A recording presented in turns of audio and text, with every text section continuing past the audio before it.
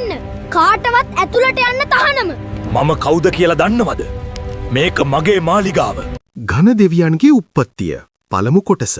මුළු විශ්වයම පාලනය කරන ශිව දෙවියන් සහ පාර්වතී මෑණියන් වැඩ සිටියේ අතිශය සුන්දර කෛලාස පර්වතයයි. දවසක් ශිව දෙවියන් මහා ගැඹුරු භාවනාවක් සඳහා කන්දේ ඉහළටම වැඩම කළා. මේ වෙලාවේ පාර්වතී මෑණියන් තමන්ගේ මාලිගාවේ තනියමයි හිටියේ. ඇයට දියනෑමට අවශ්‍ය වුණත් ඇගේ ආරක්ෂාවට දොරටුව ළඟ මුරකරුවෙක් හිටියේ නෑ. මේ මාලිගාවට විශ්වාසවන්ත මුරකරුවෙක් නැති අඩුව මට තදින්ම දැනෙනවා. මගේම කියලා ආරක්ෂකයෙක් මට හිටිය නම. කියලා හිතපු පාර්වතී මෑණියන් තමන්ගේ ඇඟේ ගාගන්න හදපු කහ සහ සඳුන් ආලේපකෙක අතට ගත්තා. ඇය ඒ කහ ආලේපවලින් ඊටමත් ලස්සන ශක්තිමත් පුංචි පිරිමි ළමෙක්ගේ රූපයක් අඹන්න පටන් ගත්තා. මේ රූපය දැක්කම ඇගේ හිතේ පුදුමාකාර මවුසෙනෙහසක් ඇති වුණා. පාර්වතී මෑණියන් තමන්ගේ මුළු දිව්‍යමය බලයම එකතු කරලා ඒ අජීවී රූපයට පණ දුන්නා. ඔබ මාගේම පුත්‍රයා වනු ඇය. ඒක මුළු විශ්වයම ආලෝකමත් කරපු මහා ප්‍රාතිහාර්යයක්.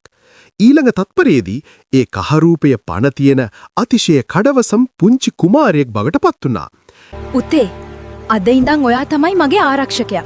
මම දියනාන්න යනවා. කිසිම කෙනෙකුට මේ දොරටුවෙන් ඇතුළට එන්න දෙන්න එපා. ඇය නියෝග කළා. පුංචි කුමාරයා අම්මා දුන්නු මහා ලී දණ්ඩත් අරගෙන කෛලාස මාලිගාවේ ප්‍රධාන දොරටුව ඉස්සරහා කන්දක් වගේ මුරට හිටියා.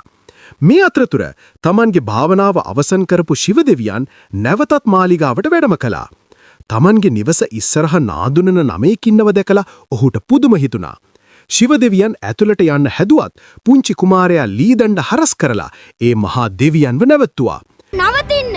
කාටවත් ඇතුළට යන්න තහනම. මම කවුද කියලා දන්නවද? මේක මගේ මාලිගාව. ශිව දෙවියන් කෝපයෙන් කිව්වා. ඒත් පුංචි කුමාරයා අඩියක්වත් පස්සට ගියේ නෑ. තමන්ගේ පාර අවහිර කරපු මේ පොඩි ළමයාව එලවලා දාන්න කියලා ශිව දෙවියන් තමන්ගේ භූත සේනාවට ගනර්ස් සහ නන්දිට නියෝග කළා. දවෙන්ත රණශූරයෙක් වුණු නන්දි ඇතුළු මහා භූත සේනාව මේ පුංචි ළමයා දිහාට කඩාගෙන පැන්නා.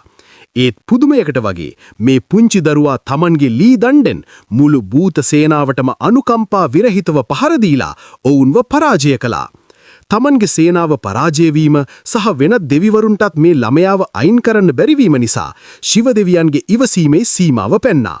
කෝපයෙන් වියර වැටුණු ශිව දෙවියන් තමන්ගේ අතිශය බලගතු ත්‍රිශූලය අරගෙන ඒ පුංචි දරුවා දිහාට මහා වේගෙන් වීසි කළා. ඒ මහා ආයුධයේ දරුවාගේ අතේ තිබුණු ලී දණ්ඩත් කඩාගෙන ගිහින් එක පහරින්ම ඒ අහිංසක පුංචි කුමාරයාගේ ඔළුව කඳින් වෙන් කරලා දැම්මා. මේ සිද්ධියෙන් පස්සේ පාර්වතී මෑණියන් කොහොම කෝප වෙයිද?